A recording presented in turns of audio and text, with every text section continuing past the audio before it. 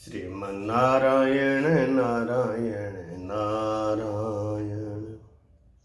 श्रीमद् भागवत की कथा के अंतर्गत ये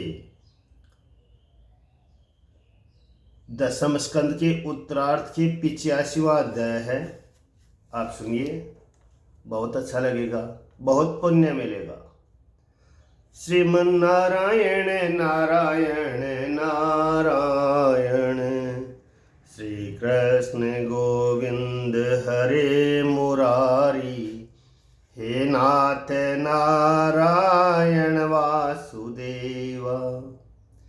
श्री सुखदेव जी बोले कि हे राजा परीक्षित, कुरुक्षेत्र की यात्रा करने के उपरांत एक समय वसुदेव जी आकर चरणों में प्रणाम और राम कृष्ण की प्रशंसा कर प्रीतिपूर्वक कहने लगे, पुत्रों के प्रभाव को जानने वाला जो मुनियों का कहा वचन कि तुम्हारा पुत्र परमेश्वर है, उन श्री कृष्ण बलराम का पराक्रम देख विश्वास युक्त वसुदेव जी संबोधन देकर बोले कि हे श्री कृष्ण, हे कृष्ण, हे राम, हे महायोगिन, हे सकृष्ण, हे सनातन, इस विश्व के कारण, प्रकृति पुरुष के भी कारण साक्षात ईश्वर तुम हो, यह मैं जानता हूँ।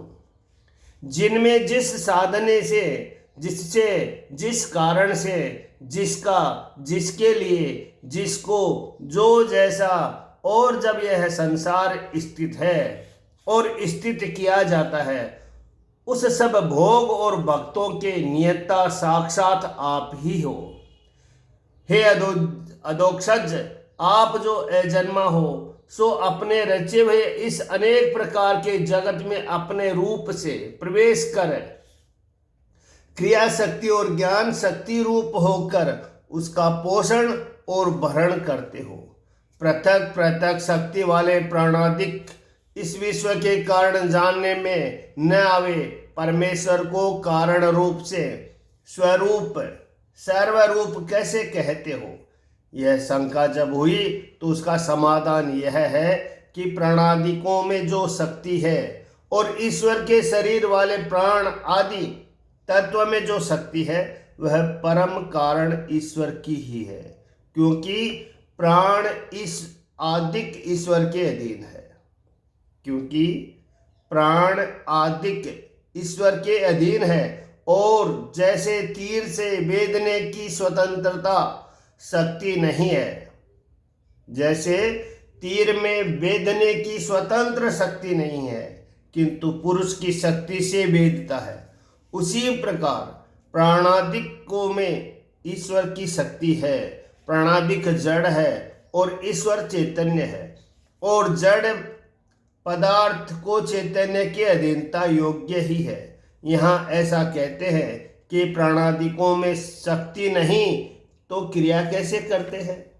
उसका उत्तर यह है कि चेष्टा करने वाले प्राणादिकी की चेष्टा, यहाँ कुछ शक्ति नहीं है। जैसे पवन की शक्ति से तृण हिलते हैं, उसी प्रकार क्रिया करते हैं।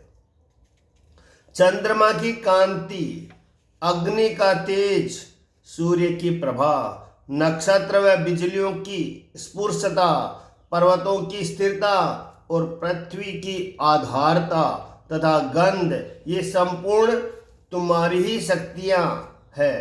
हे देव, जल उसकी तृप्ति करने की शक्ति, जीवित करने की शक्ति व उसका रस, यह सब तुम ही हो। हे ईश्वर, वायु के जो ओज, सहबल, चेष्टा और गति है वह सब तुम्हारा ही रूप है। दिशाओं में जो खालीपन और दिशाएं समस्त तुम्हारे ही रूप है, और आकाश तथा आकाश में शब्द रूप गुण सब तुम्हारे ही रूप है। वाणी आकर और नाम रूप कहने में न आवे सो सब तुम ही हो। नेत्रों के दर्शन शक्ति और कानों के श्रवण शक्ति तथा जिह्वा में रस की ग्रहण शक्ति इत्यादि इंद्रियों में विषयों के ग्रहण करने की शक्ति तुम ही हो। और इंद्रियों के अधिष्ठता देवता तुम ही हो। देवता इंद्रियों को प्रेरणा करते हैं, यह तुम्हारी शक्ति है। बुद्धि में निश्चय करने की शक्ति तुम ही हो और जीवों की को श्रेष्ठ वार्ता जो स्मरण रहती है, जीवों को श्रेष्ठ वार्ता जो स्मरण रहती है, यह तुम्हारी ही शक्ति है। पंचभूत का कारण ताम साहकार, इंद्रियों के देवताओं का कारण सात्विक का अहंकार, इंद्रियों का कारण राजस अहंकार, जीवों के संसार का कारण प्रधान, यह सब तुम ही हो। नाशवान पदार्थों में जो शेष रहे अर्थात जिसका नाश न हो, वह तुम ही हो। जैसे मृत्तिका, सुवर्ण के बने घड़े, मुंदरी, कड़े इत्यादि सब नाशवान है। मुद्रिका सुवर्ण का नाश नहीं होता। सतगुण, रजोगुण और तमोगुण की वृत्ति साक्षात परब्रह्म में योग माया से कल्पित है। इसी कारण ये पदार्थ आपसे अलग नहीं है। जब ये पदार्थ कल्पना किए जाते हैं तभी तो प्रतीति मात्र से आप में है और आप कारणता से उनमें अनुगत हो, और जब कल्पना नहीं किए जाते तब निर्विकल्प आप ही अवशेष रहते हो।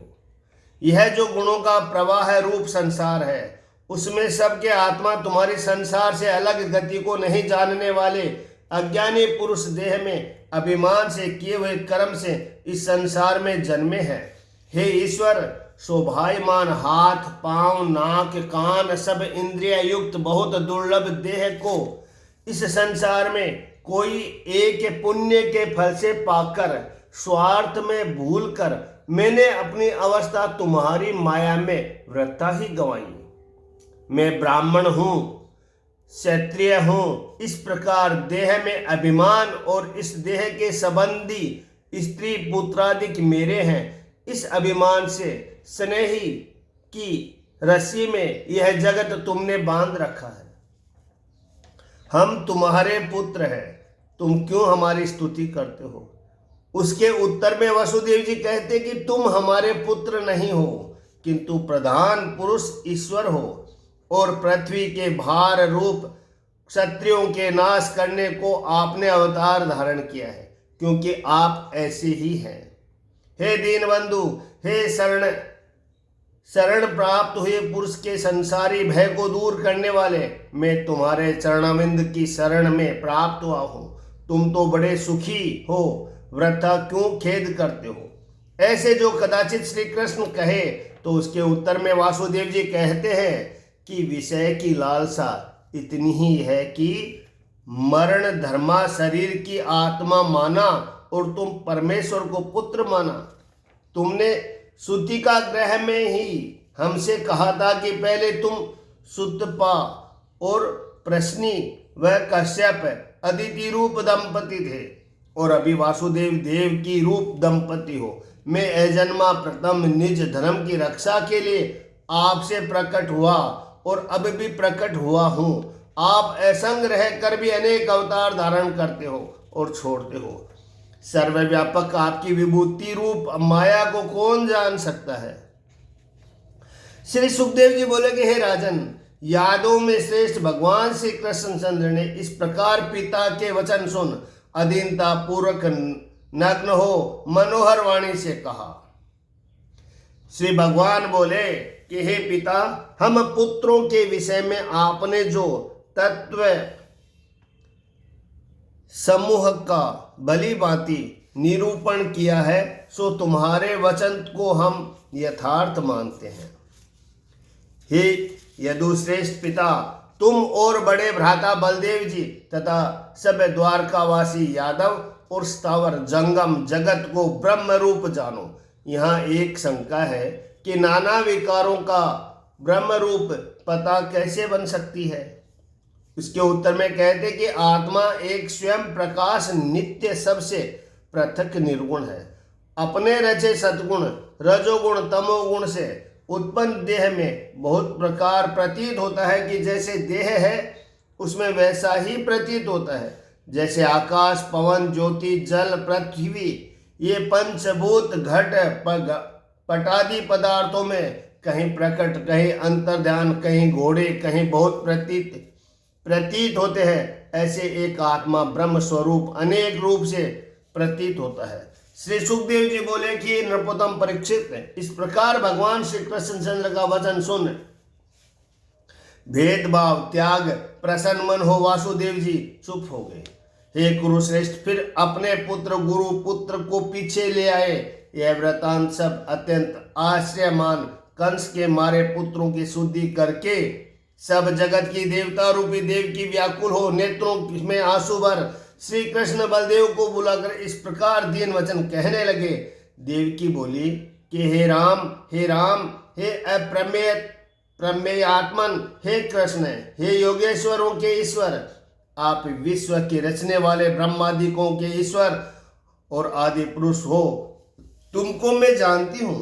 काल से सत्गुण का नाश होने पर शास्त्र की मर्यादा त्यागने वाले पृथ्वी पर भार रूप राजाओं का नाश करने के लिए तुम मेरे यहाँ प्रकट हुए हो।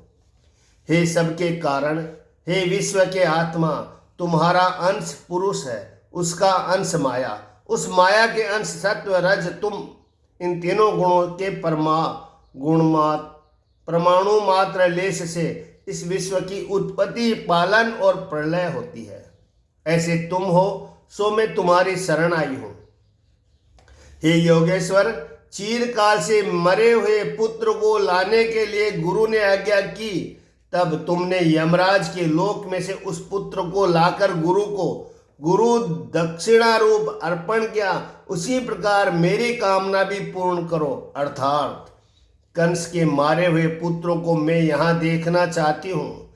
श्री सुखदेव जी बोले कि हे भरत वंश परीक्षित, जब माता देवकी ने इस प्रकार कहा, तब राम कृष्ण योग माया का आश्रय ले सूतल लोक में गए। वहां दैत्य राम बलि ने विश्व के आत्मा देवता अपने इष्ट देव और कृष्ण बलदेव को सूतल लोक में आया देख और उनके दर्शन से आनंदित हो परिपूर्ण अंतकरण से परिवार सहित शीघ्र उठकर नमस्कार किया और प्रीति सहित आसन लाकर उन महात्माओं को आसन पर बैठा कर फिर चरण पखार ब्रह्म पर्यंत जगत को पावन करने वाले जल दैत्यराज बलि ने और उसके परिवार ने अपने मस्तक पर चढ़ाया। उत्तम वस्त्र आभूषण लेपन तांबूल द्वीप अमृत से भोजन आदि अनेक वैभव से उनकी पूजा की और अपना तन मन धन कुटुंब सब अर्पण किया। हे नृप, राजा बलि भगवान के चरणविंद को बारंबार मस्तक पर धर प्रेम से द्रवीभूत हुए, बुद्धि से आनंद के आंसू नेत्रों में भरे पुलकित शरीर को इस प्रकार कहने लगे।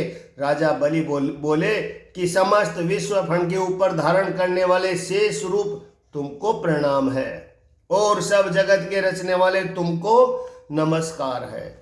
सांख्य शास्त्र योग शास्त्र के विस्तार करने वाले ब्रह्म परमात्मा तुमको नमस्कार है।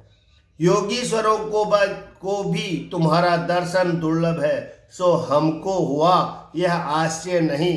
यद्यपि प्राणियों को तुम्हारा दर्शन दुर्लभ है, परंतु तो भी तुम्हारी कृपा से किसी किसी को सुलभ हो जाता है। इसीलिए रजोगुणी तमोगुणी स्वभाव वाले हम असुरों की अकस्मात आपने दर्शन दिया, बड़ा आश्चर्य है।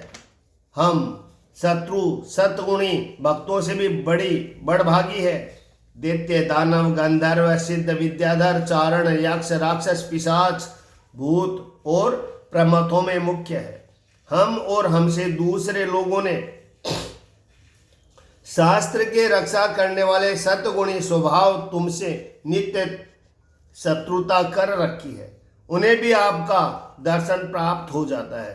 कोई एक वैरी यानी शिशुपाल आदि भक्ति से तुमको जैसे पा गए और गोपी आदि को ने काम भक्ति से तुम्हें पाया, ऐसे ही सद्गुणों से देवता तुमको प्राप्त हुए।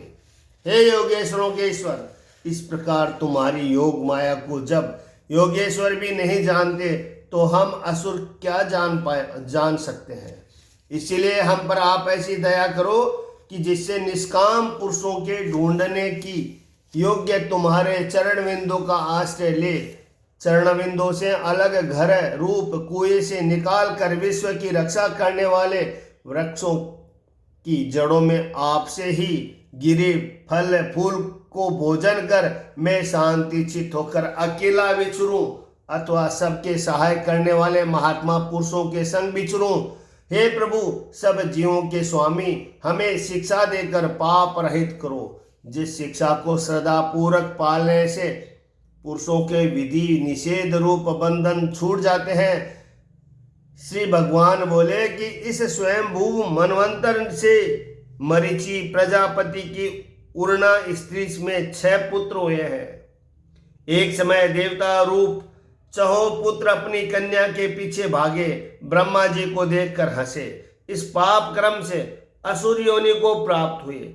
फिर उन्होंने हिरण्यकश्यप से जन्म लिया। वे ही 6 ने हिरण्यकश्यप के यहाँ से योग माया की प्रेरणा से देवकी के उदर में जन्म लिया, जो कंस के हाथ से मारे गए।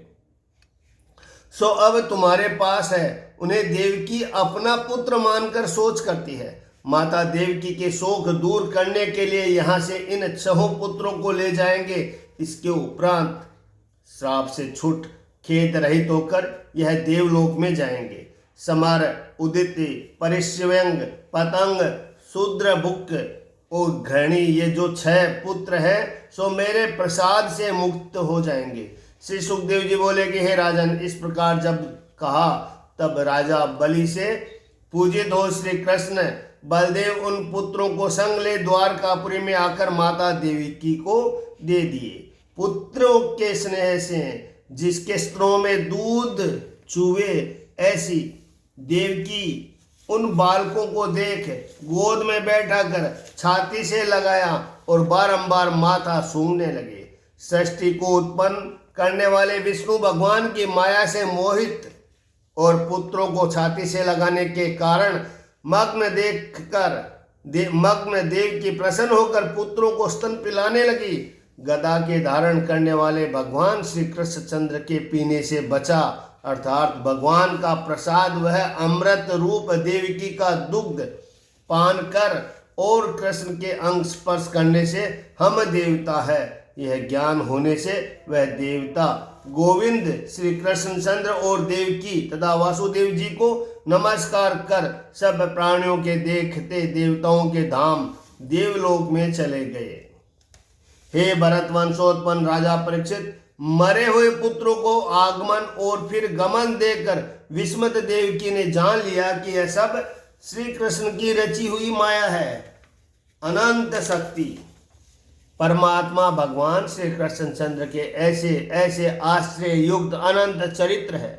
सुत जी बोले कि हे सनकादिक ऋषिवरों, व्यास नंदन महात्मा सुखदेव जी के कहे हुए और सब जगत के पापों को दूर करने वाले भक्तों को आनंददायक अमृत रूपी कीर्ति मुरारी भगवान के चरित्रों का भगवान में चित्त लगाकर जो पुरुष श्रवण करे अथवा श्रवण करवावे, वह पुरुष काल और माया से रहित होकर भगवान के परम धाम को प्राप्त होता है।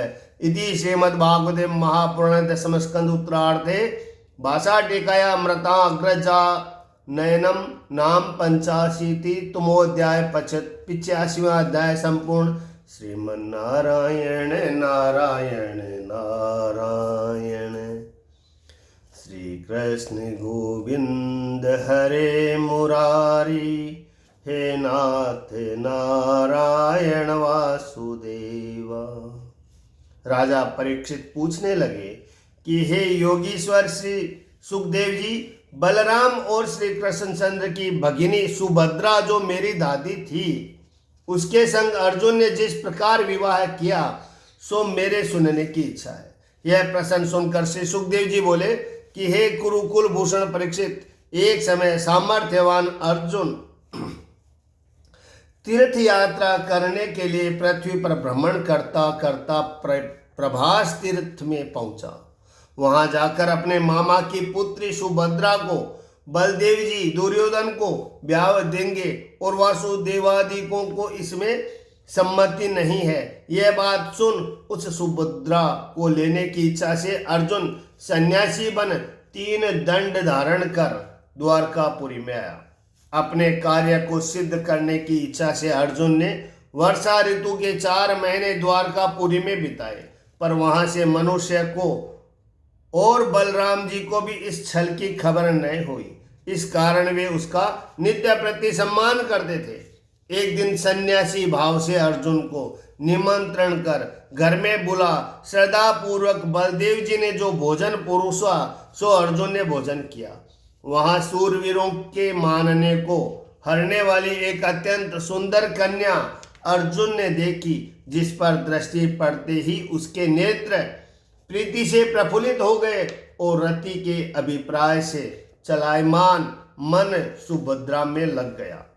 स्त्रियों को मन हरने वाले अर्जुन को देख सुभद्रा ने भी अपना मन अर्जुन में लगाया और लाज भरे नेत्रों से कटाक्ष सहित उसकी ओर देखने लगी। बड़े बलवान कामदेव से चलायमान चित्त अर्जुन ने केवल सुभद्रा का ध्यान और हरण करने का अवसर देखते बलदेव जी के किए सम्मान से कुछ सुख नहीं पाया। इसके उपरांत बड़ी देवी की यात्रा में रथ में बैठकर निकली सुभद्रा को माता पिता देवकी वासुदेव और श्री कृष्ण की सहमति से महारथी अर्जुन ने हरण किया। रथ में बैठे धनुष हाथ में ले अर्जुन चारों ओर से रोक के प्यादों को भगाकर उनके पुकारते ही जैसे सिंह अपने भाग को ले जाता है उसी प्रकार ले गया। अर्जुन सुभद्रा को ले गया। यह बात श्रवण कर जैसे पूर्णमासी को समुद्र उमड़ता है उसी प्रकार क्रोधित हुए बलदेव जी को सुदृढ़ों सहित भगवान श्री कृष्णचंद्र जी ने शांत किया। फिर बलदेव जी ने अति आनंद पूर्वक दहेज में उन दुल्हे दुल्हन के लिए अमूल्य सामान हाथी घोड़े रथ दास और दासियां आदि भेजे। श्री सुखदेव जी कहने लगे, हे महाराज परीक्षित, श्री कृष्णचंद्र जी की एक भक्ति से संपूर्ण मनोरथ शांत स्वभाव विवेकी विषयों में अनासक्त एक श्रुतदेव नाम प्रसिद्ध ब्राह्मण भगवान श्री कृष्णचंद्र का भक्त था। बिना उपाय किए ही मिले हुए भोजन से निर्वाह करके अपने कर्मों को करे, ऐसा गृहस्थी ब्राह्मण विदेह देश की मिथिलापुरी में वास करता था। जितने में शरीर का निर्वाह हो उतना भोजन प्रतिदिन अकस्मात उसके लिए आ जाता था और अधिक नहीं, परंतु उतने में ही संतोष करके यथायोग्य संध्या उपासना आदि कर्म करता था। हे परीक्षित, जैसा सुतदेव ब्राह्मण भक्त था उसी प्रकार मिथिला देश का पालन करने वाला जनक के वंश में हुआ निर्भिमान बहुलाश्व नाम से विख्यात राजा भगवान श्री कृष्णचंद्र का भक्त था। ब्राह्मण और राजा ये दोनों श्री कृष्णचंद्र के प्यारे थे। उन दोनों भक्तों के ऊपर प्रसन्न हुए सामर्थ्यवान भगवान श्री कृष्णचंद्र रथवान के लाए रथ में बैठ मुनियों को संग ले विदेह देश को चले गए। तब नारद, वामदेव, अत्रि, वेदव्यास, परशुराम, असित, अरुणी, मैं यानी सुखदेव जी, बृहस्पति, कव्य, मैत्रेय और चैवन आदि ऋषि भी संग गए। हे राजन, मार्ग में मुनियों को संग ले श्री कृष्णचंद्र जहां जहां गए वहां वहां पूर्ववासी उनके लिए धैर्य हाथ में लेकर उनकी स्तुति करते थे, जैसे ग्रह उदय होकर सूर्य को धैर्य देते हैं। ग्रह नक्षत्रों के बारे में आया है कि जैसे ग्रह उदय होकर सूर्य को अधैर्य देते हैं। अनर्त देश धन्व, कुरु, जांगल, कंक, मत्स्य, पांचाल, कुंती, मधु, केकई, कौशल, अरण इन देशों के वासी स्त्री पुरुष उदार हंस नियुक्त स्नेह भरी चित्तवन वाले श्री कृष्णचंद्र का मुखारविंद दृष्टि भरकर देखने लगे। अपनी कृपा दृष्टि से अज्ञान दूर कर पुरुषों की दृष्टि को कल्याण और तत्व ज्ञान देते हैं। दिशाओं के अंत तक व्याप्त पापनाशक देवता और मनुष्य से गायें अपने यश को श्रवण करते त्रिलोकी के गुरु श्री कृष्णचंद्र धीरे धीरे विदेह के देश में पहुंचे। हे राजा परीक्षित, वह संपूर्ण पूर्ववासी देशवासी जन श्री कृष्णचंद्र को आया सुनकर हर्षित हो पूजा के योग्य सामग्रियों को हाथ में ले सम्मुख आए। उत्तम यशस्वी भगवान श्री कृष्णचंद्र का दर्शन कर प्रफुल्लित मुख और अंधकरण वाले पुरुष हाथ जोड़ मस्तक झुकाकर नमस्कार करने लगे और उक्त मुनियों को भी प्रणाम किया। जगत के गुरु भगवान श्री कृष्णचंद्र हमारे ऊपर अनुग्रह करने के लिए आए हैं। इस प्रकार बुद्धि से निश्चय कर मिथिलापुरी का राजा बहुलाश्व और सुतदेव ब्राह्मण दोनों श्री कृष्णचंद्र के चरणों में आकर गिर पड़े।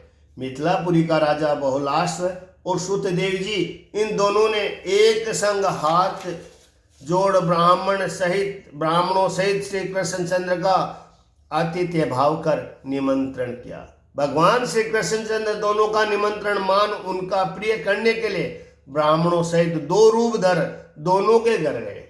उस समय राजा और ब्राह्मणों ने यह नहीं मान जाना कि उन्होंने दो रूप कर लिए हैं। उदार मन बड़ी भक्ति से हृदय में हर्ष नेत्रों में आंसू भर जनकवंशी राजा बाहुलाश्व ने असत पुरुषों के सुनने में भी न आवे ऐसे भगवान को अपने घर लाकर सुखासन पर सुख से बैठाया और वे सुख के योग्य आसन पर बैठे। इसी प्रकार मुनियों को नमस्कार कर उनके चरणों को धोकर लोगों को पवित्र करने वाले चरणों का जल कुटुंब सहित राजा बहुलाश्व ने अपने माथे पर चढ़ाकर ईश्वर और ईश्वर के सम्मान ब्राह्मणों का गंध पुष्प माला वस्त्र आभूषण धूप दीप अधर्य गो बैल इन सामग्रियों से पूजन किया।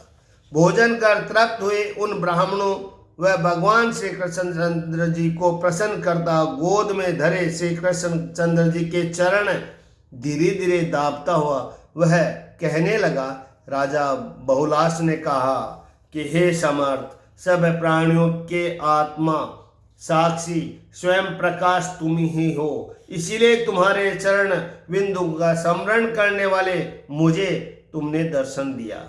मेरे एकांत भक्त से बढ़कर शेष जी लक्ष्मी जी और ब्रह्मा जी भी प्यारे नहीं है। यह जो तुमने कहा सो अपने वचन सत्य करने के लिए आपने हमको दर्शन दिया। भक्त तुम्हें प्रिय है, इस प्रकार जानकर कौन पुरुष तुम्हारे चरण बिंदुओं का त्याग करेगा। निष्किंचन अर्थात जिनके पास कुछ नहीं है, शांतशील स्वभाव मुनियों को तुम अपना पद दे चुके हो। ऐसे तुम यदुवंश में अवतार लेकर संसारी जीवों के संसार छुड़ाने के लिए त्रिलोकी को दुख दूर करने वाले यश का विस्तार करते हो। ऐसे कुटुंब बुद्धि शांत तप करने वाले नारायण ऋषि भगवान श्री कृष्णचंद्र को नमस्कार है। वे हे व्यापक सब ब्राह्मणों सहित कुछ काल हमारे घर में वास कर अपने चरण कमलों की रज से इस निमि राजा के कुल को पवित्र करो। राजा बहुलाश्व ने जब इस प्रकार बहुत प्रार्थना की तब लोगों के पवित्र करने वाले भगवान श्री कृष्णचंद्र ने मिथिलापुरी के पुरुष स्त्रियों को कल्याण करने के लिए कुछ दिन तक वास किया। जैसे जनक वंशोत्पन्न बाहुलाश्व राजा को प्राप्त हुए उसी प्रकार सुतदेव ब्राह्मण भी आया। देख श्री कृष्णचंद्र और मुनियों को नमस्कार कर अत्यंत हर्षित हो नाचने लगा। तृण पत्र लाकर बिछा और कुशा के आसन पर ब्राह्मणों सहित श्री कृष्णचंद्र जी को बिठाकर भले आए। इस प्रकार बढ़ाई कर स्त्री सहित सुतदेव ब्राह्मण उनके चरण धोने लगा और अति प्रसन्नता से पूर्ण मनोरथ हो बड़भागी सुतदेव ब्राह्मण ने चरणविंद के धोवन जल से आत्मा सहित संपूर्ण कुल को पवित्र किया।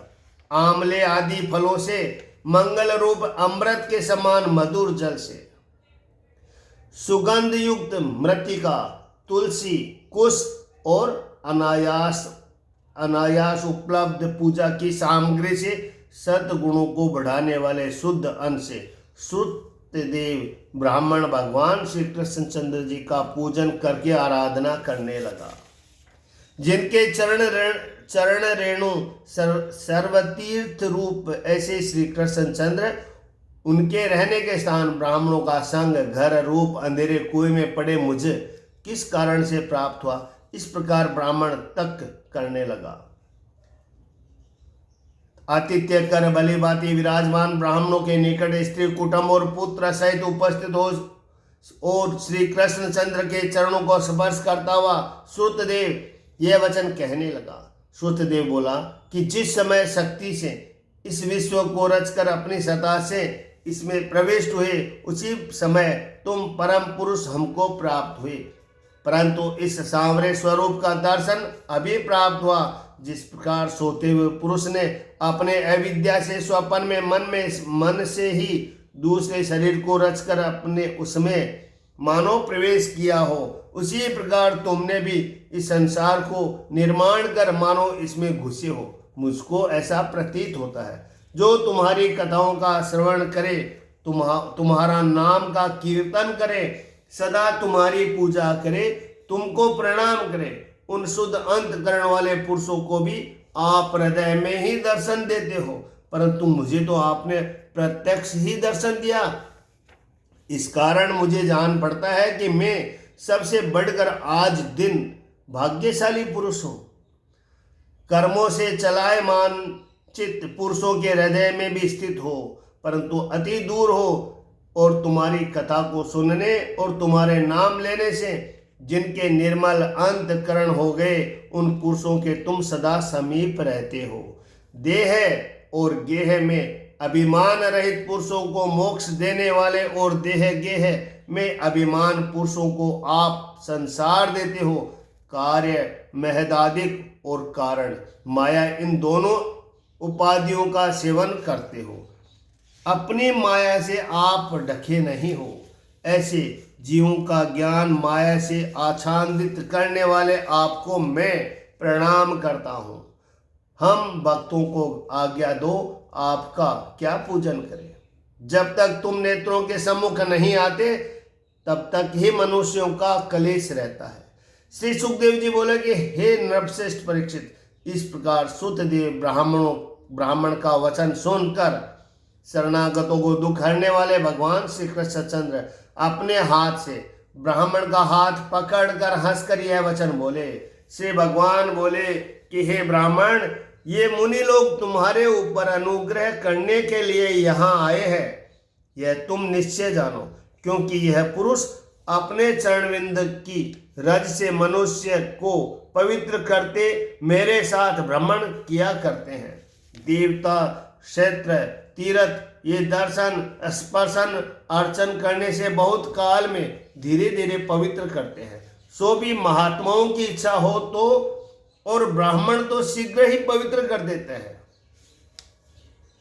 इस संसार में समस्त प्राणियों की अपेक्षा ब्राह्मण जन्म से श्रेष्ठ है, और जो तप करके श्रेष्ठ हो तो उसमें कहना ही क्या है। यह मेरा चतुर्भुज भी मुझे ब्राह्मणों से विशेष प्यारा नहीं है, क्योंकि ब्राह्मण सर्व देवमय है और देवता रूप में हूं, और देवताओं की सिद्धि वेद के अधीन होने से ब्राह्मण मुझे इस रूप से भी अधिक प्रिय है।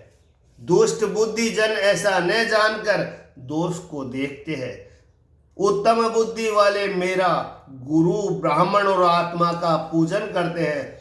स्थावर जगम रूप यह विश्व और विश्व के कारण महदादिक पदार्थ सब ईश्वर रूप ही है। इस प्रकार से ब्राह्मण सब और अपनी दृष्टि से देखते हैं।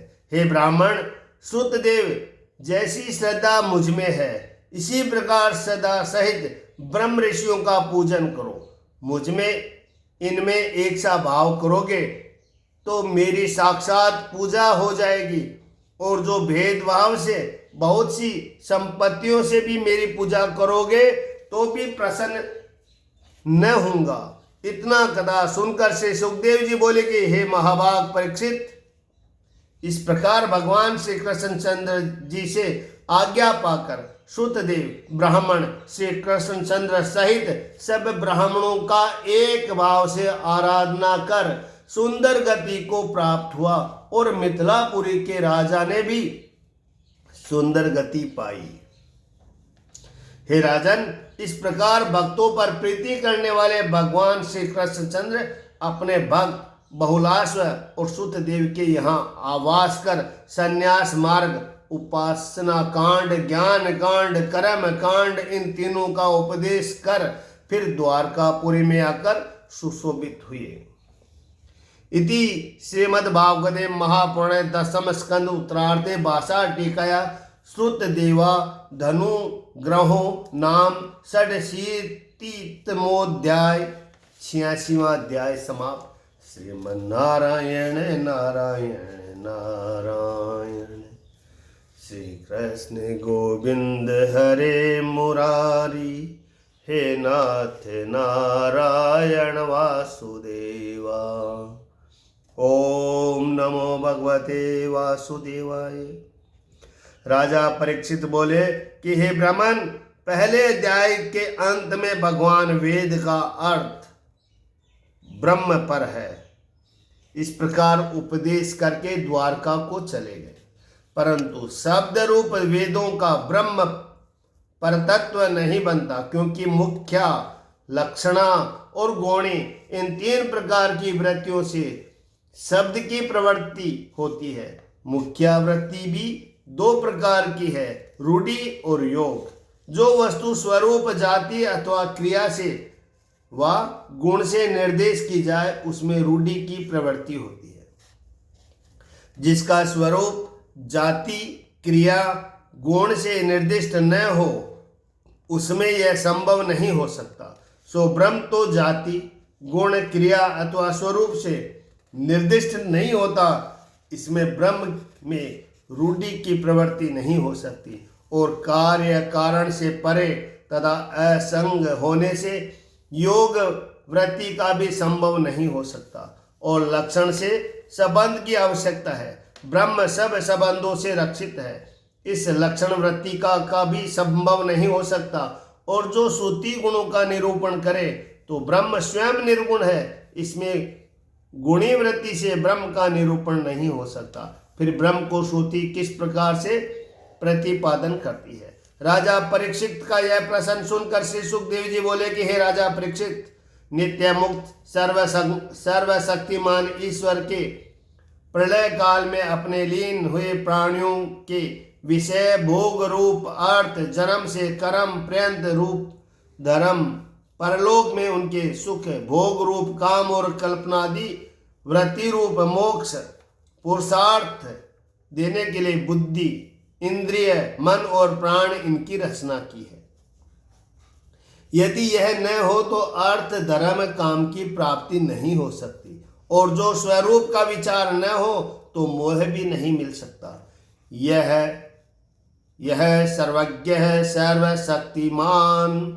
इस लक्षण का निरूपण करने वाली श्रुति सगुण ब्रह्म का निरूपण करती है और जीवों की संसार निवृत्ति के लिए तत्वमसि वह तू है, तत्वमसि वह तू है, यह वाक्य ईश्वर की ईश्वरता प्रतिपादन करता है।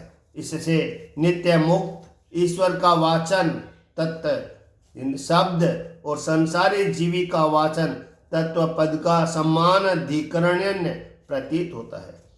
सो यह जहद जहत स्वार्थ लक्षणा से अथवा भाग त्याग लक्षणा से बन सकते हैं।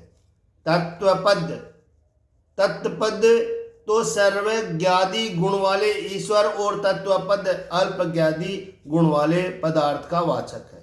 इन परस्पर विरुद्ध गुणों वाले शब्दों में से परस्पर विरुद्ध रूप अंश का त्याग करने से दोनों में प्राप्त चैतन्य रूप का समान अंश ग्रहण करते हैं। तत्त्वम, यह दोनों पद ब्रह्म रूप एक अर्थ प्रतिपादक होकर एकता का निरूपण कर शुद्ध ब्रह्म को कथन करते हैं।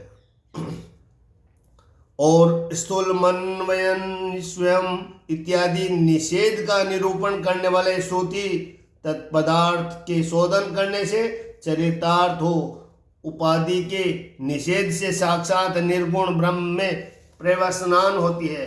उत्पत्ति, पालन और प्रलय की प्रतिपादन श्रुति भी आवागमन रूप सृष्टि का निरूपण कर उसी से वैराग्य रूप ज्ञान से साधनों का उपदेश करती ज्ञान के परंपरा संबंध से ब्रह्म को भी प्रतिपादन करती है। उपासना की निरूपण करने वाले श्रुति उपासना द्वारा अंतःकरण शुद्धि करके ज्ञान साधना का उपदेश देती ज्ञान द्वारा ब्रह्म का ही प्रतिपादन करती है। इस कारण सर्वदा श्रुति ब्रह्म को ही प्रतिपादन करती है, यह अभिप्राय है। यह जो ब्रह्म पद उपनिषद है सो प्रथम हुए सनकादिकों ने पहले धारण किए हैं। जो पुरुष निष्कंचन होकर श्रद्धा पूर्वक उन्हें धारण करेंगे वे मोक्ष को प्राप्त होंगे। हे नृपोतम, यहाँ तुम्हें नारायण संबंधी गाथा हम सुनाते हैं जिसमें नारद जी और ऋषि नारायण जी का संवाद है। एक समय भगवान के प्यारे नारद जी समस्त लोकों में घूमते घूमते सनातन ऋषि को देखने के लिए नारायण के आश्रम बद्रिकाश्रम में आए। भगवान नारायण का आश्रम है बद्रिका आश्रम। जो नारायण भरतखंड में लोकों के कारण क्षेम और मंगल के लिए धर्म ज्ञान से युक्त काल पर्यंत तप करते हैं, वहां कलाप ग्राम के वासी ऋषियों सहित विराजमान नारायण जी से नमन होकर पूछने लगे।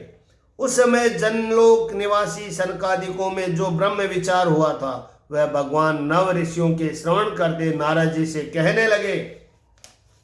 श्री भगवान बोले कि हे नारद जी, पहले जन्म जनलोक में ब्रह्मा के मन से उत्पन्न हुए नैष्ठिक ब्रह्मचारी सनकादिक मुनियों को ब्रह्म सूत्र अर्थात ब्रह्म विद्या का विचार हुआ था। परंतु हे नारद जी, उस समय श्वेत द्वीप के ईश्वर अनिरुद्ध मूर्ति के देखने के लिए श्वेत द्वीप में तुम गए थे, तब ब्रह्मवाद हुआ था। उस ब्रह्मवाद में श्रुति भगवान का प्रतिपादन करती है। वहां यह प्रश्न हुआ जो तुमने मुझसे पूछा। यद्यपि श्रवण, तप, शील, शास्त्राभ्यास, मित्र, शत्रु, मध्य में इस सब शिव में सनकादिक समान ही है, परंतु तो भी एक ही वक्ता बनाकर संपूर्ण श्रोता हो गए। सनंदन जी बोले कि अपने निर्माण किए इस संसार का नाश कर अपनी शक्ति सहित सोए हुए भगवान को प्रलय के अंत समय में ब्रह्म के प्रतिपादन वचनों से श्रुति जगाने लगी। जैसे रात्रि के सोए हुए चक्रवर्ती राजा को प्रातः काल को राजोपजीवी बंदी जन उठ उसके पराक्रम के सौंदर्य यश का वर्णन करके जगाते हैं। श्रुति बोली कि हे सर्व विजय ईश्वर, तुम्हारी जय हो। आप अपने वैभव को प्रकट करो और इस घोर निद्रा को त्याग कर हमारा प्रतिपालन करो। जिस प्रकार स्त्री दूसरे पुरुष को छलने के लिए अनेक प्रकार के रूप और गुण धारण करती है, उसी प्रकार आनंदादिकों का आवरण करने के लिए गुण ग्रहण करने वाली स्थावर और जंगम शरीराश्रित जीवों की अविद्या का नाश करो, क्योंकि अनादि काल से यह अविद्या संसार के जीवों को मोहित करके अनेक प्रकार के दुख दिखाती है। इसी कारण प्राणियों को अनेक योनियों में जन्म लेना पड़ता है। यह सब अविद्या का प्रभाव है, क्योंकि यह अविद्या महाबलवान मनुष्यों को तो क्या सामर्थ्य है, देवताओं के मन को भी मोहने वाली है, वे भी इसके दूर करने का सामर्थ्य नहीं रखते। आप ही हो इसको दूर कर सकते हो, क्योंकि आप सर्वांतर्यामी और माया से रहित हो और महागंभीर संसार सागर से पार उतार मोक्ष के देने वाले आप ही हो। इसीलिए बारंबार आपसे यह निवेदन है कि आप इस जीव पर अनुग्रह करके इस महाप्रलय अविद्या का नाश करो, क्योंकि माया आपके वश होने से सब ऐश्वर्य आपको स्वरूप से ही प्राप्त है। इसी कारण अविद्या आप में किसी प्रकार का दोष नहीं लगा सकती और आप सनातन धर्म पालने और भक्तों की रक्षा करने के लिए जगत में अनेक अवतार धारण करते हो। हे सर्व प्राणियों के बोध करने वाले परमेश्वर, सृष्टि के आदि समय में माया करके क्रीड़ा करते हो और आनंद स्वरूप आत्मा करके वर्तमान आपका वेद प्रतिपादन करता है और आप ही संपूर्ण शक्तियों के जानने वाले हो। आप अखंड विभव और ज्ञान शक्तियों से जीविका का अज्ञान दूर करते हो। इस विषय में हम श्रुति ही प्रमाण है। यदि कहो कि मंत्रों में अग्नि आदि देवताओं का प्रतिपादन देखने में आता है, वे भी सब तुम्हारे ही रूप हैं, ऐसे ज्ञानी जानते हैं, क्योंकि यह जो कुछ दृश्यमान है इसके न होने पर आप ही अवशेष रहते हो। इस सब जगत की उत्पत्ति नाश आप में ही होते हैं। जैसे घटादिकों का उदय अस्त मृत्तिका में होता है। मंत्र द्रव्य ऋषियों के मन और वचन का तात्पर्य तुम्हारे विषय है, अन्य में नहीं। जैसे मनुष्य अपने चरण मृत्तिका पाषाण ईंट अनेक ऊपर धरता है, परंतु भूमि से पृथक नहीं, इसी प्रकार जो कुछ विचार है सो सब तुम्ही से हुआ है। सर्व कारण परमार्थ रूप तुम हो, इस प्रकार हम वेद प्रतिपादन करते हैं। हे त्रिगुण महामृगी के नचाने वाले विवेकी पुरुष, तुम्हारे अखिल लोक में मल नाश करने वाले कथा रूपी अमृत के समुद्र का सेवन करके पाप और दुखों को त्याग देते हैं। जब तुम्हारे कथा मात्र से ही पापों का नाश हो जाता है, तब फिर स्वरूप का स्मरण कर अंतकरण के गुण रागादिक और काल के गुण जरादिक जिनके निवृत्त हो गए, इसमें क्या आश्चर्य है। और हे प्रभु, तुम्हारे परम अखंड आनंद अनुभव स्वरूप का भजन करके दुखों को त्यागे तो इसमें कहना ही क्या है। जो पुरुष तुम्हारा भजन नहीं करते उनकी निंदा है, और जो प्राणधारी तुम्हारा भजन करते हैं उनका जन्म सफल है, इस प्रकार स्तुति करते हैं। अथवा जो प्राणधारी तुम्हारा भजन करके श्वासों को पूर्ण करते हैं वे ही सफल जन्मा है, और जो बिना भजन के श्वास लेते हैं वह लुहार की धोखने के समान वृथा श्वास है। तुम्हारे भजन के बिना कृत दिनों को फल की सिद्धि नहीं होती। फिर जिसके अनुग्रह से महत्व अहंकार आदि तत्व इस प्रकार देह को रचते हैं, उस देह में अग्निमय मनोमय विज्ञानमय और आनंदमय कोश जो देह है, प्राण मन बुद्धि और ज्ञान कहलाते हैं, उनमें प्रवेश करके उन आकारों से चेतन करने वाले तुम ही हो। इस प्रकार वेद ने अंत में वर्णन किया है। अन्नमयादिकों के आकार वाले पुरुष अन्नमयादिकों में मिल रहा है। यद्यपि यह बात सत्य है, परंतु तो भी तुम्हारे असंगत नहीं मिलता, तो अन्नमयादिकों के अंत में ही, इसलिए पुच्छ से वर्णन करते हैं। स्थूल सूक्ष्म से परे हो और उनमें अविशेष रूप हो, इस कारण सत्य हो। शाखा चंद्र के तुल्य शुद्ध रूप दिखाने के लिए अन्नमयादिकों में संबंध कहाँ है। जैसे शुद्ध चंद्रमा के दिखाने को वृक्ष की शाखाओं का अवलंबन करते हैं, उसी प्रकार ब्रह्म के दिखाने को कोशादि का अवलंबन है। हे अनंत, जो मनुष्य ऋषि वर्तर्म अर्थात वेदोक्त कर्म मार्ग में स्थित होकर वेद के उदर रूपी कर्म की उपासना करते हैं, अर्थात अग्निहोत्र त्याग करते हैं, भगवत दर्शन में रुचि नहीं करते, वे कूप सदृश है, अर्थात उनके नेत्रों में धूरी पड़ी हुई है, इसीलिए सूक्ष्म वस्तु का दर्शन नहीं कर सकते। यगो वे विष्णु है। इस श्रुति के अनुसार वे भी भगवद उपासक ही है और योगी जन नाड़ियों द्वारा हृदय में भगवत उपासना करते हैं, इसीलिए वे अरुणी अर्थात अरुणोदय में थोड़ा प्रकाश हो जाता है। इसी प्रकार इनकी उपासना और आपकी प्राप्ति का स्थान सुषुम्ना नाड़ी, उसी प्रकार इनकी उपासना और आपकी प्राप्ति का स्थान सुषुम्ना नाड़ी जो मूलाधार से हृदय में हो, ब्रह्म रत्न तक गई, जिसको पाकर फिर प्राणी संसार में नहीं आते, उसी का नाम मुक्ति है।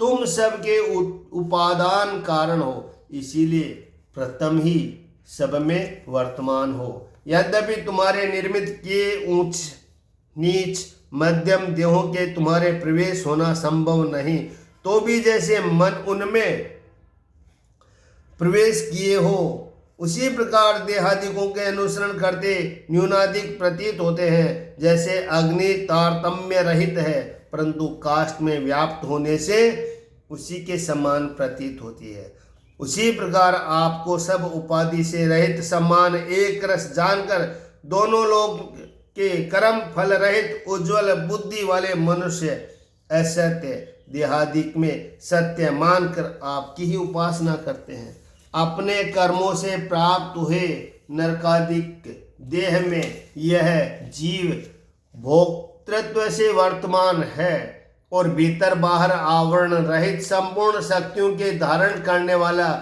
तुम्हारा अंश ही है। इस प्रकार पंडित जीव की गति विचार वेदों के उत्पत्ति स्थान और संसार से छुड़ाने वाले तुम्हारे चरणों की उपासना करते हैं। इसी प्रकार विश्वास पूर्वक अर्चन वंदना करना ही यही मर्त्य लोक में उचित है। हे ईश्वर, दुर्बोध आत्म तत्व के जानने के लिए अवतार धारण करने वाले तुम्हारे चरित्र रूपी अमृत समुद्र में अवगाहन कर श्रम रहित हो कोई एक तुम्हारे चरण कमल में अवगाहन कर हंस के भक्त मोक्ष की भी इच्छा नहीं करते और तुम्हारा सम्मान रमण करते हैं। ऐसे भक्तों के संग के लिए घर भी उन्होंने त्याग दिए। जब ग्रहादि का त्याग कर दिया तो परलोक के सुख का क्या कथा है। इसीलिए आपकी भक्ति मुक्ति से भी अधिक है। तुम्हारी सेवा का साधन यह शरीर यद्यपि आत्मा सुहृदय और प्रिय के समान स्वाधीन है, तो भी सम्मुखी स्थिति हितकारी प्यारे आत्मा रूप आपका साक्षात भाव से भजन नहीं करते और देहादिक के लालन पालन करने में पड़े रहते हैं। यह बड़े कष्ट की बात है। मिथ्याभूत देहादिकों के सेवन से असत उपासना में वासना वाले नीच देह को धारण करने वाले बड़े भय रूप संसार के भ्रमण करते हैं। इसीलिए वे आत्मघाती है। प्राण मन इंद्रिय जीतकर दृढ़ योग के करने वाले मुनि लोग हृदय में जिसकी उपासना करते हैं, वे जिस तत्व को योग द्वारा प्राप्त हुए हैं, उसी प्रकार शत्रु भी तुम्हारे स्मरण से तुमको प्राप्त हुए हैं और शेष के शरीर के तुल्य तुम्हारे भुजदंड में आसक्त बुद्धि स्त्रियां भी तुमको प्राप्त हुई है। इसी कारण हम कहते हैं कि आपकी कृपा दृष्टि सब पर सम्मान है। हम तुम्हें देश काल परछेद रहित देखते हैं। तुम्हारा प्रताप ऐसा है कि जो जिस भाव से आपका ध्यान करे, सबको तुम्हारे चरण कमल की प्राप्ति होती है। हे भगवान, इस संसार में पूर्व सिद्ध तुमको आधुनिक उत्पत्ति विनाश के से युक्त पुरुष कैसे जानेंगे, अर्थात नहीं जानेंगे। तुमसे ब्रह्मा उत्पन्न हुआ। ब्रह्मा के पीछे आध्यात्मिक आदि देविक देवताओं के गण उत्पन्न हुए। इसके पीछे सब चराचर उत्पन्न हुए। इसीलिए इन सब का वृत्तांत आप भली बात ही जानते हो, क्योंकि आप तो सबसे पूर्ण अनादि हैं। फिर आपके पीछे उत्पन्न होने वाले और नाशवान कौन मूर्ख कह सकता है? जिस समय तुम सबका संहार करके शयन करते हो, उस समय जीवों का ज्ञान साधन नहीं रहता। प्रलय के समय स्थूल आकाश सादिक नहीं तथा सुतल सूक्ष्म से आरब्ध शरीर भी नहीं, और शरीर का कारण रूप काल का विषय भाव भी नहीं रहता। इस समय इंद्रिय प्राणांतिक कुछ नहीं और सबका जानने वाला पुरुष भी नहीं रहता। तात्पर्य यह है कि पूर्व काल के पुरुष अपने पीछे हुआ के वृत्तांत को जानते हैं, परंतु पीछे उत्पन्न हुए पूर्वजों का चरित्र नहीं जान सकते। जिस प्रकार पिता तो पुत्र के वृत्तांत को भली प्रकार जानता है, क्योंकि उसके सामने उसका जन्म और सब कार्य हुए, परंतु पुत्र पिता के वृत्तांत किसी रीति से नहीं जान सकता, क्योंकि जब उसका जन्म कर्म ही उसके आगे नहीं हुआ, फिर उसके भेदभाव को वह कैसे जान सकता है? इसी प्रकार आपके पीछे हुए सब प्राणी आपको नहीं जान सकते, इससे आपका भजन ही करना उचित है। मिथ्याभूत जगत की उत्पत्ति अर्थात यह पहले कुछ नहीं था, इस प्रकार विशेषाधिक आचार्य कहते हैं, और जीवों में ब्रह्म तत्व नहीं परंतु योग साधना से हो जाता है। यह योग शास्त्र वाले कहते हैं, और 21 प्रकार के दुखों का नाश मोक्ष है। इस प्रकार न्यायिक कहते हैं, और सांख्याचार्य आत्मा में भेदभाव मानते हैं, और कर्म फल में के व्यवहार को मीमांसक सत्य कहते हैं। सो संपूर्ण आरोपित ब्रह्म से ही उपदेश करते हैं, तत्व दृष्टि से उपदेश नहीं करते। वास्तव में वह पुरुष त्रिगुणमय हो तो उनका कहना सत्य है, सो नहीं त्रिगुणमय पुरुष। यह भेद तुम्हारे विषय अज्ञान से किया है। तुम अज्ञान से परे संग रहित ज्ञान धन हो, इसलिए तुमको अज्ञान का होना संभव नहीं। जो असत नहीं उपजे और त्रिगुणमय पुरुष नहीं है, तो इसमें यह विदित हुआ कि यह सब प्रपंच और पुरुष संपूर्ण तुमसे भिन्न नहीं है, सो उनके स्वरूप से सत्य की प्रतीत कैसे संभव है? मनोमात्र विलसित त्रिगुणोत्मक प्रपंच मिथ्या ही है, सो सत्य कैसे प्रतीत हो सकता है? इसके उत्तर में कहते हैं, तुम अधिष्ठान हो, इस कारण तुम्हारी सत्ता में से सत्यता प्रतीत हो सकता है। यह केवल निषेध से प्रतीत हुआ है, अर्थात अभिप्राय से मनुष्य से पुरुष की भिन्न जो सत्य प्रतीत होता है, सो मनोमात्र का विलास है। आत्मा के जानने वाले इस भोक्ता और भोग रूप जगत को स्थिर हुए आत्मा की सत्ता से ही सत्ता वाला कहते हैं। आत्मा से भिन्न सत्ता वाला नहीं मानते। आत्मा का कार्य है, इसलिए भिन्न नहीं है। जैसे स्वर्ग के विकार कुंडलादिक आभूषणों का स्वर्ग लेने वाले त्याग नहीं करते, किंतु जैसे स्वर्ग ही जानकर ग्रहण करते हैं, इसी कारण अपने किए विश्व में प्रविष्ट पुरुष रूप जीव भी आत्मा ही है, यह निश्चित है। परमात्मा को सर्वत्र जान लेना और भक्ति न करना यह बात नहीं, किंतु उसकी सदा भक्ति करनी, क्योंकि जो आपको संपूर्ण पदार्थों में स्थित जानकर तुम्हारी सेवा करते हैं, वे संसार को तिरस्कार कर मृत्यु के मस्तक पर चरण धर मुक्त हो जाते हैं। और जो तुमसे विमुख है और तुम्हारे अभक्त है, उन्हें पशुओं के सम्मान वाणी से तुम बांधते हो, और जिन्होंने आपसे प्रेम किया है वह निश्चय अपने को दूसरे को पवित्र कर सकते हैं। हे प्रभु, तुम इंद्रियों के संबंध से रहित हो और समस्त प्राणियों को इंद्रियों की शक्तियों को प्रवृत्त करते हो।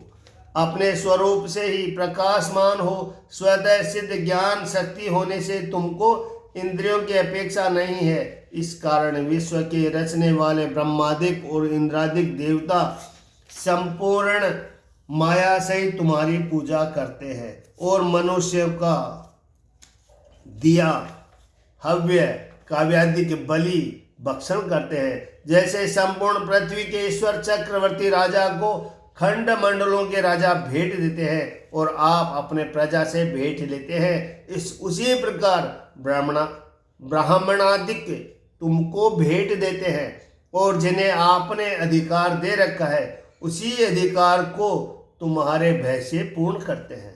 हे नित्य मुक्त, जिस समय माया से तुम्हारा विहार होता है उसी समय आपकी दृष्टि से प्रकट हुए कर्म अथवा कर्म युक्त लिंग शरीर से स्थावर जंगम जाति के जीव उत्पन्न होते हैं। यदि उत्तम मध्यम अधम सृष्टि होने से उन जीवों के पूर्ण कर्म निमित्त न माने तो मन वाणी से परे शून्य भाव से बराबरी के करने वाले आकाश के सदृश संपूर्णों से समभाव और परम दयाल आप में विषमता का लेश भी नहीं है, क्योंकि तुम्हारी दृष्टि में कोई अपना पराया नहीं है, इसीलिए आपका भजन ही मुख्य है। जो जीव अनंत और रूप से नित्य है और सर्वव्यापी है तो यह पक्ष हमारा नहीं, क्योंकि यदि जीव वास्तव में अनंत नित्य और उसी रूप से व्यापक हो तो व्यापक गुणों से आपके समान हो गए। जब समान गुण हो तो आप उनके नित्यता नहीं हो सकते। जो यह न माने तो आपसे उनका नियम संभव न हो, क्योंकि जो वस्तु उपाधि से जिस पदार्थ का विकार रूप है वह पदार्थ उस वस्तु का निश्चय नियता होगा, क्योंकि उसमें अनुष्ठेय रहा। वह पदार्थ कारणता से उस वस्तु का त्याग नहीं करता। तुम्हारे स्वरूप में यत यत शब्द के अतिरिक्त कुछ भी कहा जाए ऐसे नहीं है, क्योंकि हम ब्रह्म को जानते हैं। इस प्रकार जो कहते हैं वे ब्रह्म स्वरूप को कुछ भी नहीं जानते, क्योंकि ब्रह्म किसी का विषय नहीं और जो जानने में आता है वह अनात्मा पदार्थ है। प्रकृति और पुरुष का जन्म संभव नहीं, क्योंकि प्रकृति पुरुष अजन्मा है, इसलिए प्रकृति पुरुष के संबंध से जीव जन्म लेता है। जैसे जल में बबूला केवल जल से और केवल पवन से ही नहीं उत्पन्न होता, किंतु दोनों से उत्पन्न होता है। तुम कारण रूप ईश्वर है ही तुम्हारे विषय अनेक नाम रूप गुण सहित जीव लीन होते हैं। जैसे शहद में संपूर्ण वनस्पतियों के रस लीन होते हैं, जैसे मधु में संपूर्ण फलों के रस विशेषता से दृष्टि नहीं आते परंतु सामान्य रूप से दिख सकते हैं, वैसे ही निद्रा में और प्रलय काल में आप में लय हुए जीव विशेष रूप से नहीं रहते और मुक्त तो आपके निरुपाधिक रूप में लीन होते हैं। जैसे समुद्र में संपूर्ण नदी लीन होती है, ऐसे वह मुक्ति दशा में आपसे लीन हो जाते हैं। जीवों के विषय तुम्हारे माया से बारंबार जन्म मरण रूप यह भ्रमण जानकर सुबुद्धि पुरुष संसार से निवृत्त करने वाले तुम्हारे विषय भावना करते हैं, और जो तुम्हारी शरण होकर भजन करते हैं उनको संसार का भय नहीं होता, क्योंकि शीत उष्ण वर्षा वाला संवत्सरी रूप काल तुम्हारा भुभंग रूप है, और जो तुम्हारे शरण नहीं है उनके रक्षक नहीं किंतु भयकारक हो। इसीलिए बुद्धिमान पुरुष तुमसे भाव करते हैं। हे अजीत, मन के निग्रह करने से ऐसा सेवन बन सकता है। परम देव गुरु के चरण की शरण लिए बिना जो इंद्रिय प्राणों को जीतकर अति चंचल दुर्जन्य मन रूपी घोड़े के जीतने का यत्न करते हैं, वे उपाय से खेद पाते हैं और विघ्नों से व्याकुल होते हैं, क्योंकि मन का जीतना गुरु की कृपा से होता है। जैसे जो व्यापारी मल्लाह नहीं रखते, वह समुद्र में पड़े दुख पाते हैं। जो प्राणी आपका आश्रय लेते हैं, उनको सर्व सुख के स्थान आत्मरूप आपके होते। सुजन, पुत्र, देह, घर, पृथ्वी, प्राण आदि, रथ इत्यादि वस्तुओं से क्या प्रयोजन? जो पुरुष आत्मा का सेवन करता है, उसका इन तुच्छ पदार्थों से क्या प्रयोजन? सत्य परमार्थ सुख को न जान स्त्री पुरुष मिलकर रति के लिए विचरते हैं। उनको इस संसार से तुम्हारे सिवाय कौन सुख है? अर्थात कोई नहीं। यह संसार मिथ्याभूत और सार रहित है, इसीलिए तुम्हारे भजन करना उचित है। अहंकार को त्याग कर तुम्हारे चरण बिंदों को हृदय में धारण करना तुम्हारी भक्त ऋषि मुनि के जिनके चरणों का जल स्वतः पाप नाशक है। परंतु तो भी इस पृथ्वी में आपका भजन रूप महापुण्य करने वाले महात्माओं के आश्रमों का, अति पावन तीर्थ क्षेत्रों का सेवन करते हैं और पुरुषों के ज्ञान वैराग्य के नाश करने वाले ग्रहादिकों का सेवन नहीं करते। जिन गुरु की कृपा से तत्व ज्ञान की प्रतीति और संसार की मिथ्या प्रतीति हो गई, वह महात्माओं की संगति करते हैं। क्योंकि जिसे एक बार भी आत्मा के सुख का अनुभव हुआ, वह कदाचित ग्रह के आसक्त नहीं होता। तब उत्तम पुरुष किस प्रकार से घर में आसक्त हो सकता है? यह जगत सत्य से उत्पन्न हुआ है, इसीलिए सत्य है। जैसे सुवर्ण से उत्पन्न हुए कुंडल आदि सुवर्ण ही है, इस प्रकार मानोगे तो व्यभिचारी प्राप्त होगा। जैसे पिता से पुत्र होता है, सो प्रथम क्यों मर जाता है? तथा पृथ्वी से उत्पन्न हुए घटादिक क्यों फूट जाते हैं? इसलिए जगत मिथ्या है। तो कहते हैं कि उत्पन्न नाम उपादान कारण नहीं है, निमित्त कारण है। इसमें कुछ दोष नहीं है। इसमें दोष देकर समाधान करते हैं कि जो वस्तु जिस उपादान से हुई हो, वह वस्तु उस उपादान से भिन्न नहीं होती। यह भी नियति नहीं, क्योंकि रज्जु रूप उपादान से हुआ सर्प रज्जु से पृथक होता है। रज्जु सत्य और सर्प मिथ्या होता है।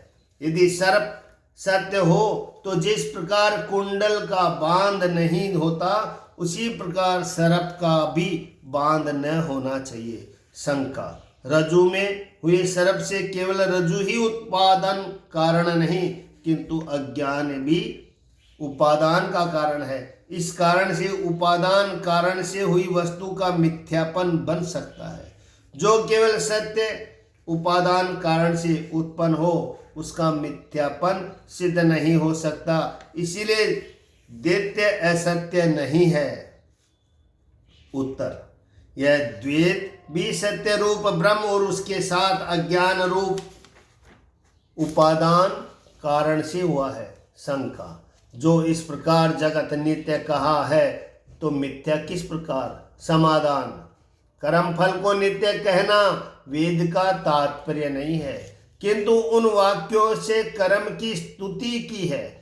यदि वेद कर्म फल को नित्य मानता, तो जैसे यहाँ परिश्रम से उत्पन्न किए पदार्थ कालांतर में क्षीण हो जाते हैं, उसी प्रकार परलोक में पुण्य का सुख कालांतर में नष्ट हो जाता है। क्षीणे पुण्यम मृत्यलोके विशंति। इस कारण कर्म श्रद्धा के बाहर से जिनकी बुद्धि मंद हो गई है, उन्हें वेदवाणी गौणी और लक्षणाव्रता में डालकर भ्रमयुक्त कर देती है। इससे यह यथार्थ वेद के तात्पर्य को न जानकर कर्म फल को नित्य मानते हैं। कर्म से अंतकरण शुद्ध होता है, इस बात को नहीं जानते। आशय यह है कि जैसे मकड़ी अपने में से तनु निकाल फिर आप ही ग्रहण कर लेती है, उसी प्रकार ईश्वर जगत को उत्पन्न कर अपने में लय कर लेता है। वास्तव में शुद्ध है, इसीलिए अद्वैत सिद्धि है। मिथ्या से द्वैत भासता है। हम और कारण से सत्य कहेंगे, जगत सत्य है, क्योंकि अर्थ क्रिया का करने वाला है। यदि न हो तो सीपी के रूप में प्रतीत हो कैसे होता है? इसके उत्तर में कहते हैं कि व्यवहार के लिए अर्थ क्रिया के लिए भ्रम इष्ट है। जैसे खोटे रुपए से व्यवहार खो जाता है तो कहते हैं कि जो एक ठोर सत्य है उसको और भ्रम होता है। यह प्रसिद्ध है। असत्य झूठा प्रपंच हो तो भ्रम न हो, इससे सत्य तो कहते हैं सत्य नहीं है, किंतु अंध परंपरा से भ्रम किया है। वहाँ वेद कर्म फल की सत्यता प्रतिपादन करता है। चातुर्मास के पूजन करने वालों को अक्षय पुण्य होता है और अमृत पान करेंगे इत्यादि वचन से कर्म फल को यह द्वैत सृष्टि से पहले भी नहीं था और आगे भी न होगा। मध्य में आपके शुद्ध नित्य रूप से मिथ्या ही प्रतीत होता है, यह निश्चय है। इसी कारण मृत्तिका, सुवर्ण, लोहा आदि पदार्थों के घट, कुंडल, परशु आदि निर्माण किए हुए आकार से नाम मात्र ही है। उनके कारण मृत्तिका, सुवर्ण, लोहादि सत्य है। इसीलिए पृथ्वी, अप, तेज, वायु, आकाश आदि कार्य नाम मात्र है। इनका कारण ब्रह्म सत्य है। इस कारण दैत्य की सत्यता में कुछ प्रमाण नहीं। मन के विलास से इस मिथ्याभूत अद्वितीय को जो सत्य मानते हैं वह अज्ञानी है। जब द्वैत कोई वस्तु नहीं तो इसमें चैतन्य का संबंध लेश मात्र भी न होना चाहिए। फिर जीव किस अपराध से जन्म, मरण, सुख, दुख की प्राप्ति करते हैं और ईश्वर नित्य मुक्त किस प्रकार है, कर्म कांड किस कारण है? इस पर कहते हैं कि जीव माया में पड़े अविद्या का आलिंगन करते हैं, इसीलिए देह इंद्रियादियों का सेवन करते, उन्हें अपना ही स्वरूप मानते हैं। इसीलिए देह और इंद्रियों के धर्म से युक्त हो आनंदित गुणों के आवरण से जन्म मरण की प्राप्ति करते हैं। यह सब कांड अविद्यायुक्त जीव में है। आप तो माया की सत्यता जानते हो। जैसे सर्प के चुलकी को सत्य नहीं समझता, उसे त्याग देता है, उसी प्रकार आप माया को त्याग देते हो। इस कारण तुम नित्य अखंड ऐश्वर्य युक्त अप्रमेय अणिमादि अष्ट ऐश्वर्यवान अपने में आप ही विराजते हो। हे भगवान, जो सन्यासी यति अपने हृदय में स्थित काम की वासनाओं को नहीं उन्मूलित करते, उन साधुओं के हृदय में तुम स्थित होकर भी नहीं मिलते। जैसे समृद्धि न रहने पर कंठ स्थित मणि नहीं मिलती, उन दुष्ट साधुओं को आपकी प्राप्ति नहीं होती। इतना ही नहीं, किंतु जो इंद्रियों के तृप्त करने वाले हैं उसको इस लोक और परलोक में दुख ही होता है, क्योंकि लोगों को प्रसन्न करना, धन संचय करना, भोग करना, गुप्त कार्य करना इत्यादि में यहाँ दुख होता है। आपकी प्राप्ति के लिए संन्यास लेने पर यदि आपकी प्राप्ति न हुई और धर्म का अतिक्रमण किया तो तुम्हारे दंड रूप नरक की प्राप्ति हुई। इससे परलोक में भी सुखी नहीं, वे दोनों लोकों से भ्रष्ट हुए। हे भगवान, जिन भक्तों को तुम्हारे ज्ञान हो गया वे आपसे प्रकट हुए अपने प्राचीन पुण्य पापों के फल रूप दुख सुख के संबंध को कुछ नहीं समझते और देहाभिमानियों के संबंधी प्रवृत्ति निवृत्ति करने वाले विधि निषेध के वचनों के नहीं सुनते। देहाभिमान रहित हो जाने से कार्य का संबंध नहीं रहता। हे ऐश्वर्यवान, आप प्रत्येक युग के अवतार धारण करके सन्मार्ग में चलने वाले मनुष्य को जो प्रतिदिन तुम्हारे चरित्र श्रवण हृदय में धारण करते हैं उन्हें श्रेष्ठ गति देते हो। जब ऐसे पुरुषों को भी किसी प्रकार की बाधा नहीं रहती तो तत्ववेताओं के कर्म की शंका भी नहीं हो सकती। और जो पुरुष कपट प्रबंध कर इंद्रियों का भोग से पूजन करते हैं वे इस लोक और परलोक में दुख पाते हैं। हे भगवान, स्वर्ग लोकादिकों के पति ब्रह्मादिक तुम्हारे प्रताप के अंत को नहीं पाते और आप भी अपने अंत को नहीं पाते, तो ब्रह्मादिक आपके अंत को नहीं जाने, इसमें क्या आश्चर्य है।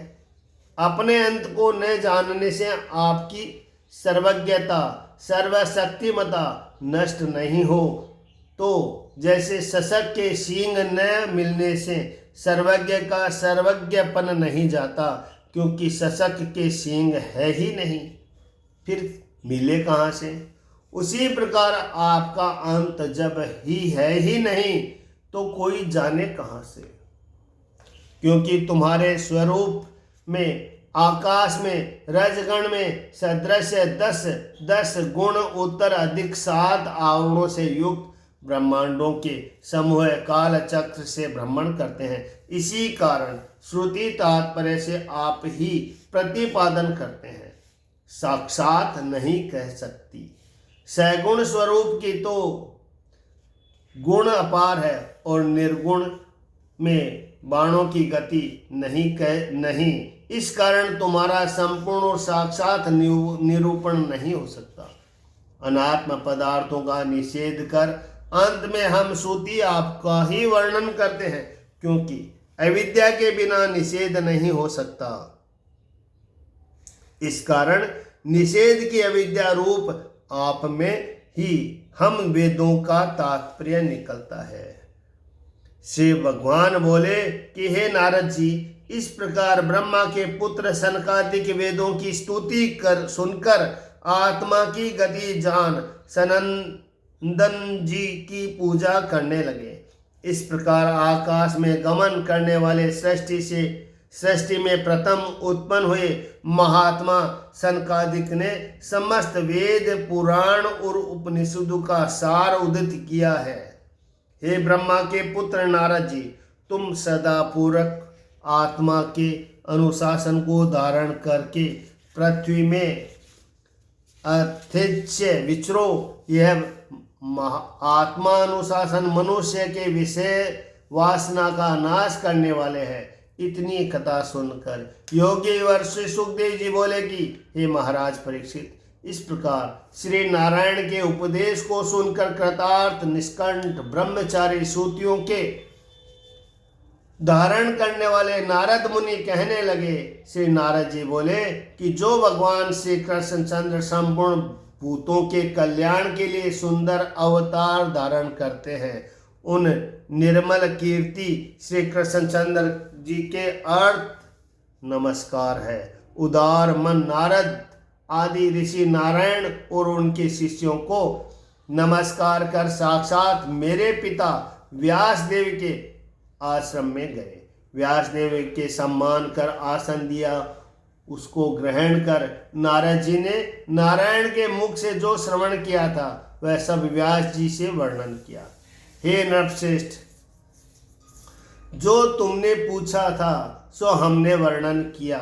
जैसे अनिर्दिष्ट और निर्गुण ब्रह्म में श्रुति प्रवृत्त होती है, माया के दूर करने वाले भक्तों के भयनाशक नारायण जो कि अपने स्वरूप में शयन करते जीवों के पुरुषार्थ सिद्ध करने के लिए सृष्टि स्थित संहार करते हैं, और जो इस संसार के आदि मध्य अंत में भी रहते हैं, जो प्रकृति पुरुष के भी उपादान कारण है, और जो इस जगत को उत्पन्न करके जीव के साथ ही प्रवेश कर रहे हैं, जिन्होंने जीवों को भोग देने के लिए पृथक पृथक शरीर बनाए हैं, जो जीवों को अनेक भाग दे के शरीर का पालन करते हैं, और परिणामादिक भक्ति करने वाले जीव उन्हें प्राप्त होकर जैसे सुषुप्ति में सोता हुआ शरीर से संबंध में रहित होता है, उसी प्रकार देहादि रूप अविद्या का त्याग करते